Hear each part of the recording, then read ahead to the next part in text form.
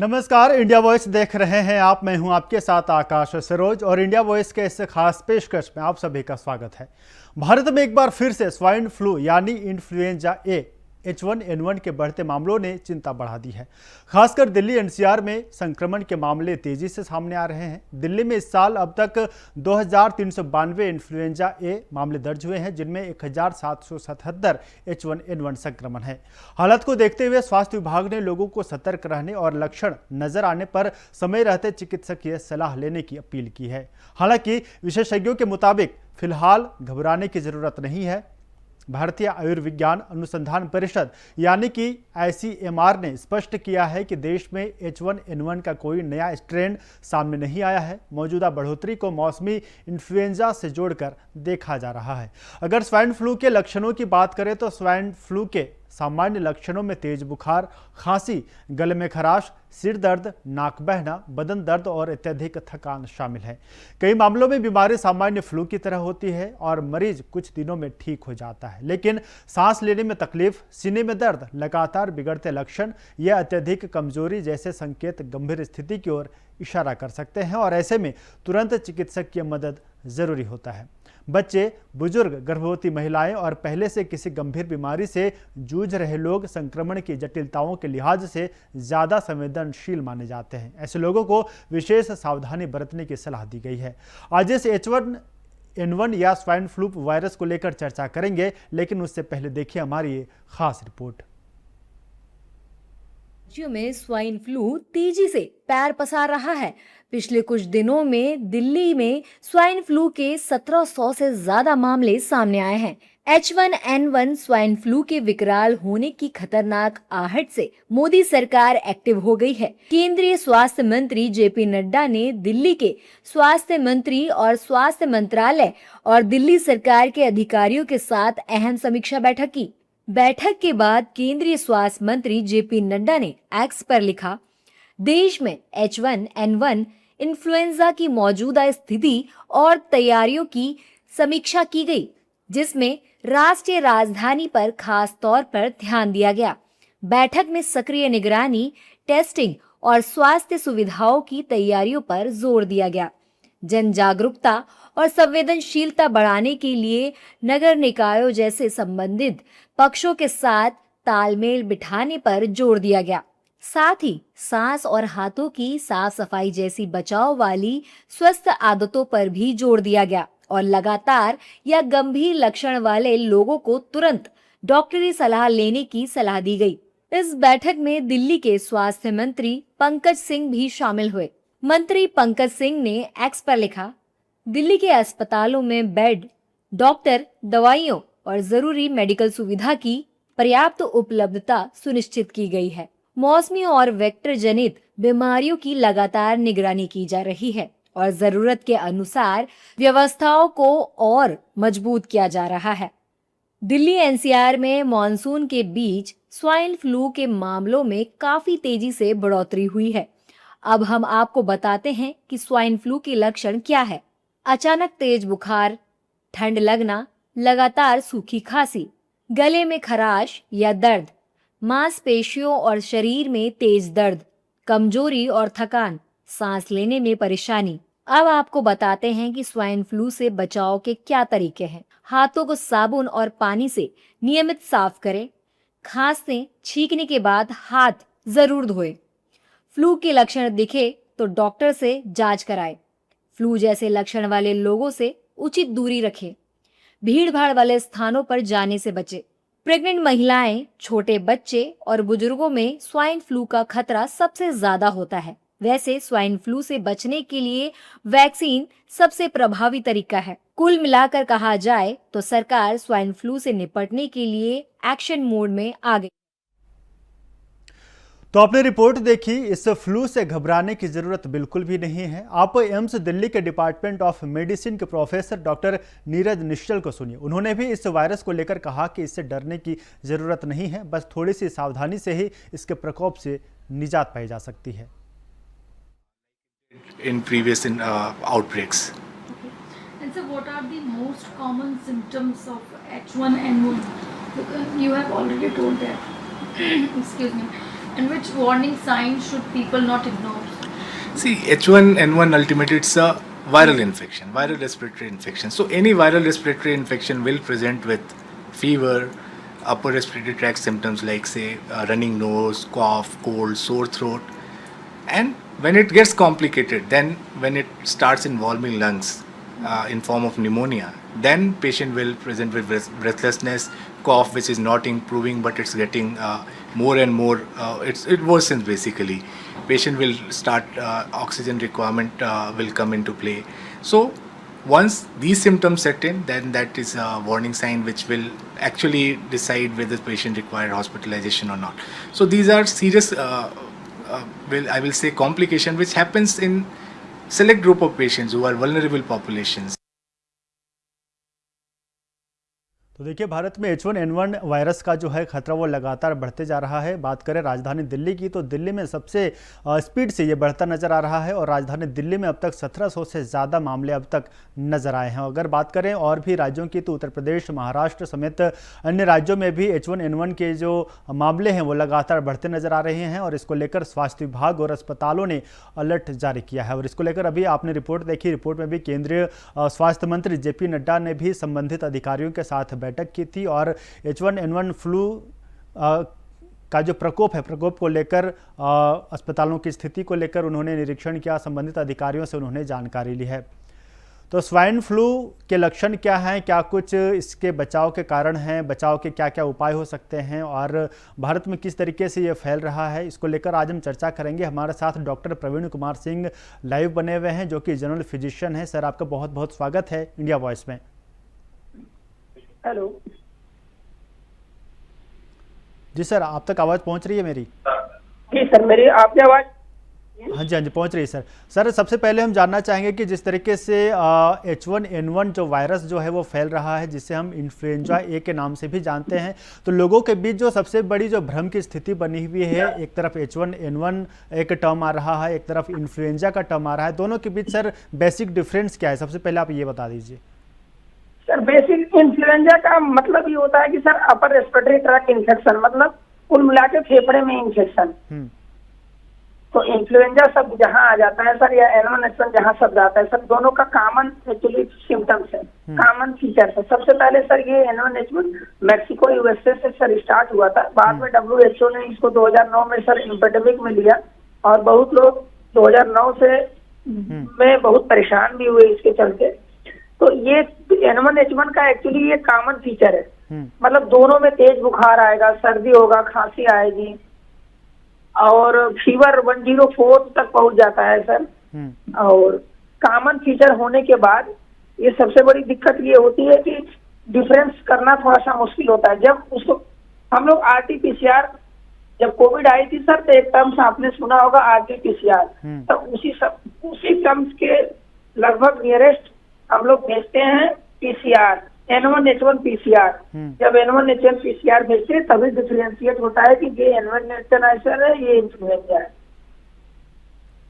तो कुल मिलाकर देखा जाए तो जो कोविड के समय जो हमारे यहाँ प्रकोप नज़र आता था, जो लक्षण नज़र आते थे, शरीर में दर्द, सूखी खांसी, गले में खराश, तमाम तरह के लक्षण दिखाई देते थे, उसी तरह के लक्षण स्वाइन फ्लू में भी देखने को मिलते हैं। सर, हम जानना चाहेंगे कि इस जो स्वाइन फ्लू का जो प्रकोप है, इसका सबसे मुख्य कारण क्या है? तो स्वाइन फ्लू का जो प्रकोप है सर, ये प्रकोप सबसे ज्यादा रेस्पिरेटरी ट्रैक्ट को इन्फेक्शन करता है, क्योंकि जैसे ही किसी पेशेंट को फीवर आता है तो सबसे ज्यादा रेस्पिरेटरी ट्रैक्ट, इसमें सबसे ज्यादा इन्वॉल्वमेंट लंग्स का ही होता है सर।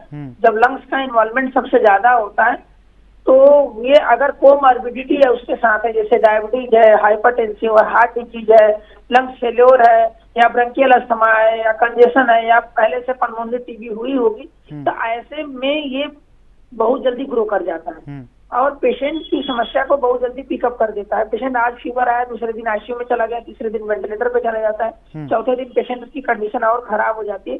तो ये थोड़ा सा बहुत तेज मतलब ये ग्रो करता है।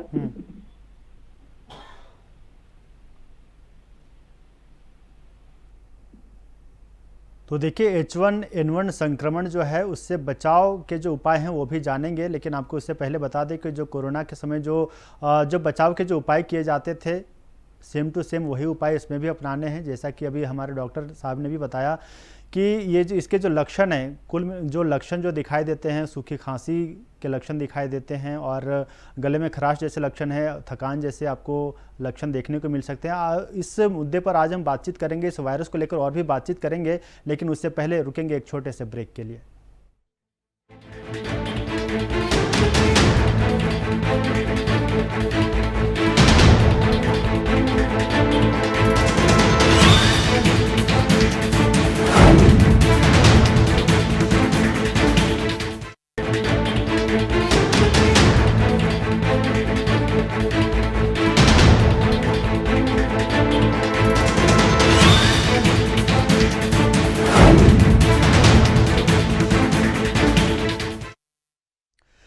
ब्रेक के बाद आपका स्वागत है। आज इस खास पेशकश में हम बात कर रहे हैं H1N1 फ्लू यानी कि स्वाइन फ्लू की, और इसको लेकर अभी हमारे साथ डॉक्टर जुड़ेंगे, उनसे हम और भी जानेंगे कि इसके क्या कुछ लक्षण हैं और इसके बचाव के क्या कुछ उपाय हैं।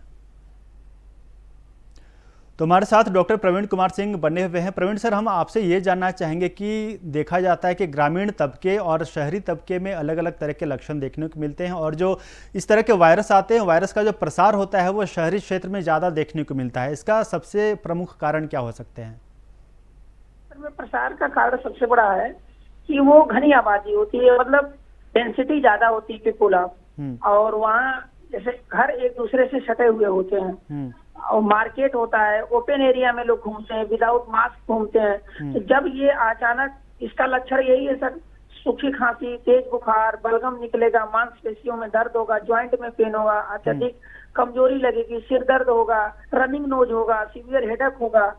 और जब ये खांसी, और कहने का इन द सेंस ये है कि ये वायरस है तो फ्लू एयर से ही आएगा, कंटामिनेशन। अगर व्यक्ति का डेंसिटी ज्यादा है तो ज्यादा लोगों को फैलेगा। और ग्रामीण अंचल में क्या है, घर दूर दूर होते हैं, इन्वायरमेंटल फर्क है, वहाँ पे पेड़ पौधे हैं, बारिश का समय है तो वहाँ के बारिश में ये होता है कि कुछ ना कुछ वायरस धुल जाते हैं, और घर एक दूसरे से बहुत दूर दूर होता है। इसके वजह से जब ग्रामीण अंचल का जो फैलने की जो गति है और शहरी अंचल में जो फैलने की गति है, दोनों में डिफरेंस है। हम ये जानना चाहेंगे कि क्या इसका साफ सफाई से भी इस वायरस का कुछ लेना देना है?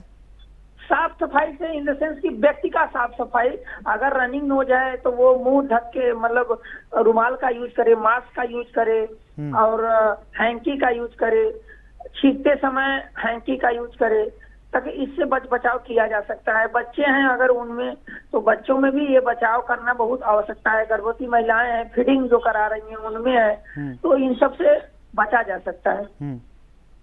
अगर बात करें राजधानी नई दिल्ली की, तो दिल्ली का तो देखा जाता है कि एयर क्वालिटी इंडेक्स जो है वो हमेशा निराश करता है। तो क्या वायु प्रदूषण जैसे जगह पे इस वायरस के फैलने का जो खतरा है वो बढ़ता है? बिल्कुल बढ़ेगा। डेंसिटी ज्यादा है, पीपुल ऑफ डेंसिटी ज्यादा है तो वहाँ बढ़ेगा ही बढ़ेगा, क्योंकि एयर कंटामिनेशन से ही तो ये होगा ना। एयर कंटामिनेशन अगर वहाँ पे ज्यादा होगा तो पब्लिक ज्यादा होगी वहाँ, तो फैलने का गति भी ज्यादा होगा। तो राजधानी दिल्ली में तो ये इसका जो प्रकोप है वो लगातार बढ़ रहा है, तो कैसे लोगों को इससे बचाव के क्या कुछ उपाय करने चाहिए? बचाव का सबसे बड़ा उपाय ये है कि व्यक्ति अगर ऐसे एपिडेमिक एरिया में अगर N1H1 अगर आए तो सबसे पहले उसको आइसोलेटेड कर दें। इसके बाद मास्क यूज करें, डोर टू डोर ये एडवर्टाइजमेंट करें कि अगर किसी को N1H1 है तो उसके संपर्क में आने वाले लोग कम से कम हों, और इसके बाद हैंकी का यूज करें, इसके बाद जो है मास्क का यूज करें। उसके जो बलगम निकलते हैं उसको ऐसे जगह डिस्ट्रॉय करें जहाँ पे जमीन के अंदर डिस्ट्रॉय करें, ताकि और लोग कंटामिनेशन ना हो सके। जो यूरिन पास कर रहे हैं उससे कंटामिनेशन ना हो, तो ये सब सारी सावधानियों से बचा जा सकता है। किस तरह के लोगों को इस बीमारी से बचकर रहने की सबसे ज्यादा जरूरत है? सबसे ज्यादा जरूरत है CKD, chronic kidney disease, diabetes, hypertensive, heart disease और क्रोनिक डिजीज जितने हैं, जैसे आर्थराइटिस हो गए, CLD हो गया, जो पहले से क्रोनिक बीमारियां हैं जिनके पास, उनको ये बचना बहुत जरूरी है। क्या बच्चों और महिलाओं जैसे खासकर गर्भवती महिलाओं को भी इस वायरस से बचने की जरूरत है? बिल्कुल, गर्भवती महिलाओं की इम्यूनिटी वैसे भी कमजोर हो जाती है, उनको हाई डेंसिटी प्रोटीन और विटामिन की जरूरत पड़ती है। जब ये वायरस का संक्रमण होता है तो उनकी इम्यूनिटी और जल्दी कमजोर हो जाती है, क्योंकि वहाँ पे एक तो मदर दूसरा बेबी दोनों के प्रोटीन और इम्यून सिस्टम को देखना होता है, इससे उनके ऊपर ज्यादा खतरा होता है इस वायरस का। अपने इम्यूनिटी सिस्टम की बात करें तो हम अक्सर देखते हैं कि बारिश के मौसम में लोगों का खान पान जो बदल जाता है और मौसमी बदलाव की वजह से भी कुछ ये कारण हो सकते हैं। तो क्या इम्यूनिटी को बूस्ट करने के लिए बारिश के मौसम में लोगों को क्या कुछ उपाय करने चाहिए? इम्यूनिटी बूस्ट करने के लिए जो फल और हम सब्जी यूज करते हैं, उस फल सब्जी को देख लें कि कहीं केमिकल्स यूज तो नहीं है, और अच्छे से साफ सुथरा कर लें। जो हम पानी पी रहे हैं वो पानी कहीं कंटामिनेशन तो नहीं है, क्योंकि बरसात के समय में पानी का सबसे बड़ा रोल होता है, क्योंकि पानी का लेवल ऊपर आ जाता है और कहीं न कहीं से वाटर कनेक्ट हो जाता है, क्योंकि ऊपरी सतह जल्दी आ जाता है। तो इसकी वजह से हम लोग जो पानी यूज करते हैं वो पानी संभवतः कंटामिनेशन हो जाता है। जैसे मच्छर आ गए, पता चला पानी में आपने पानी रखा है और वहां पे मच्छर आ गए, लार्वा बैठ गए, तो एक और बीमारी का संक्रमण आ जाएगा। और पता चला N1H1 भी है तो 2 बीमारियां साथ में जाएंगी तो व्यक्ति का संक्रमण और तेज हो जाएगा। तो इसके वजह से अब फल सब्जी और खाने की भी जो भी चीज है उसको हम ढक के रखें, अच्छे से धुल के खाएं। पालक वगैरह जो अभी आता है मार्केट में, उसमें भी कंटामिनेशन होने का चांसेस ज्यादा रहते हैं। तो इसके वजह से जो हरी पत्तेदार सब्जियां हैं उनको जो है अच्छे से धुल के और बॉइल्ड करके तभी खाएं। और देखिए, जैसा कि आपने अभी स्वाइन फ्लू के लक्षण बताए, जैसे कि थकान सा महसूस होना, हल्का बुखार, सूखी खांसी, तो इस तरह के लक्षण अगर आमतौर पर अगर लोगों में आते हैं तो लोग पैरासीटामोल जैसे टैबलेट खरीद लेते हैं। तो क्या स्वाइन फ्लू की कोई दवाइयाँ आई है मार्केट में? स्वाइन फ्लू की दवाइयां तो ऐसे तो नहीं आई है, वैक्सीन आया है। स्वाइन फ्लू एक्चुअली हम लोग सिम्टम्स को ट्रीट करते हैं, जैसे फीवर है, वोमिटिंग है, टायर्डनेस है, हेडेक है। तो स्वाइन फ्लू का जो पीरियड होता है 7 to 8 डेज का होता है। अगर सीवियरिटी बढ़ती है तभी आईसीयू या बड़े अस्पताल का सहारा लेना पड़ता है। वैसे स्वाइन फ्लू कॉमन कोल्ड की तरह होता है, लेकिन जैसे कॉमन कोल्ड क्या है, बहुत तेज गति से नहीं फैलता है, लेकिन स्वाइन फ्लू किसी को होता है तो रेस्पिरेटरी डिस्ट्रेस बहुत तेज होता है। रेस्पिरेटरी डिस्ट्रेस इन सेंस कहने का मतलब व्यक्ति को सांस लेने की तकलीफ बहुत जल्दी बढ़ जाती है। तो वायरल फ्लू और स्वाइन फ्लू में यही डिफरेंस होता है। तो देखिए, अभी मौसम में बदलाव देखा जा रहा है। राजधानी दिल्ली NCR की भी बात कर ले तो पूरे क्षेत्र में रुक रुक कर बारिश हो रही है। मूसलाधार बारिश कभी कभी हो रही है, कभी कभी तेज धूप निकल रही है। ऐसे में मौसम में बदलाव आ रहा है, लोगों में तरह तरह की बीमारियां आ रही हैं। तो सर, आप लोगों को क्या कुछ सलाह देंगे इस तरह के वायरस से बचकर रहने के लिए? हम लोगों को यही सलाह देंगे कि अगर कॉमन कोल्ड किसी को हुआ है तो सबसे पहले मास्क का यूज करें, हैंकी यूज करें। अगर और अपने नेल्स और हैंड्स जो भी चीजें टच में आ रही हैं शरीर में, उसमें थोड़ा सैनिटाइजर का यूज करें। और खाने पीने वाली वस्तुओं को, जैसे सेव हो गया, केला हो गया, और जो फ्रूट्स हैं उनको धुल करके अच्छे से या गर्म पानी में उसको गर्म करके तब अच्छे से लें। और सबसे बड़ी बात है, जो पानी यूज कर रहे हैं वो ओपन एरिया का पानी ना हो, क्लोज्ड एरिया का हो, या तो फिर RO का हो। और RO का भी TDS ऐसे ना हो कि वो जो पानी आ रहा है डायरेक्ट टंकी से आ रहा हो। तो उसको सब कुछ बचाव करते हुए, ये सब ध्यान में रखते हुए अपने आप को देखना है। इस बीमारी का जो प्रकोप है, प्रकोप वो तेजी से फैलता है बच्चों और बूढ़े लोगों में। तो बच्चों और बूढ़े लोगों को क्या कुछ विशेष सुझाव देंगे आप?